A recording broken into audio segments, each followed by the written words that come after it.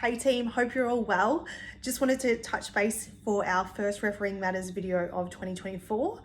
The advisor team and I just wanted to give you a few tips and tricks in the lead up to finals because we are only a few weeks away and it is really important that we are staying on top of games. So the first thing that we've noticed as a team is contact escalation, particularly in juniors on a Saturday, but also during the week, making sure that we're not allowing plays and teams situation in games to get out of control because we're not calling the first illegal contact.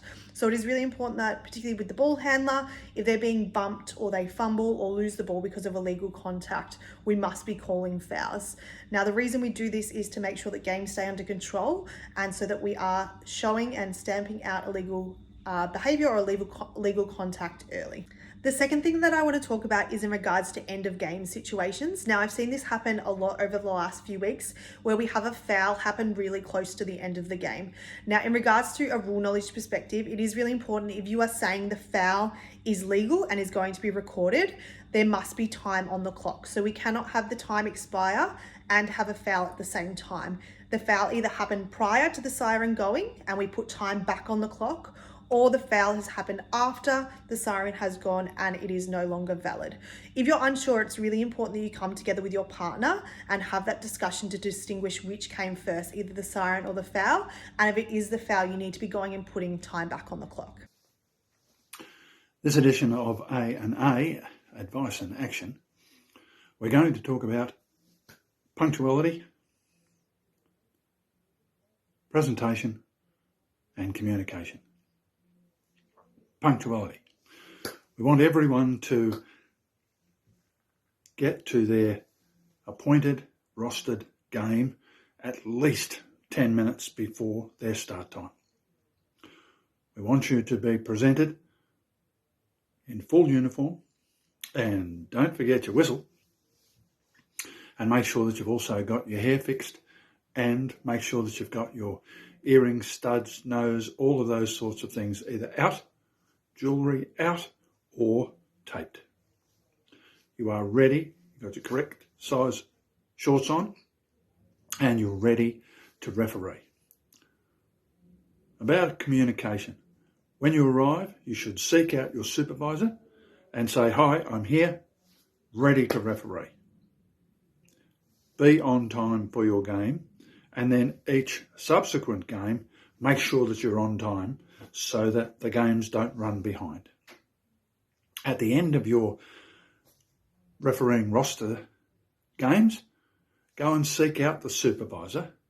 Say, "I'm done, finished," any words of wisdom, and they may have something to tell you that will help you in your further number of games that you have to do.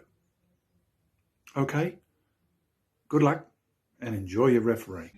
Something that happened in November last year was our referee development camp, which happens every single year, and it's always a really amazing weekend away. And I have spoken to a lot of referees that went to the camp in 2023 and they have been raving about it and are always having lots of fun at camp.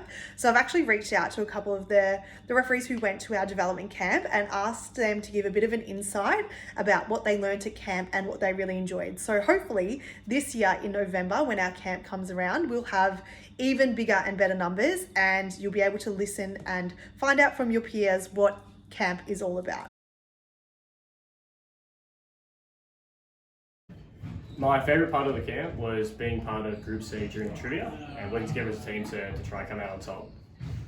I really enjoyed spending time with my friends. What I enjoyed about camp the most was having some of our guest presenters, like the lady who's doing WNBL. It shows the path for where we can all go and how successful we can be. My favourite part of camp was the rulebook games.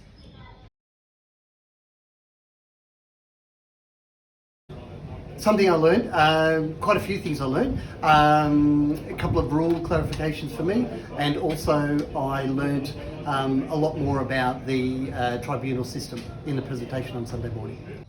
I learned that if a shooter gets fouled on a shot and then travels, it's no score and 2 shots. I learned the signal for excessive swing of elbows is this.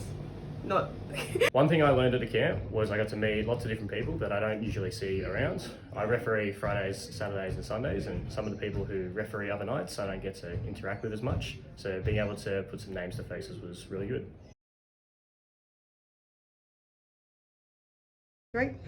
My favourite part of the camp was being part of Table C on... Nah, sorry, yeah, sorry. One more time. I learned the Okay, go. Okay. Which one am I doing? I can't. I learned that you never say. Are you just thinking? Yeah. Hang on.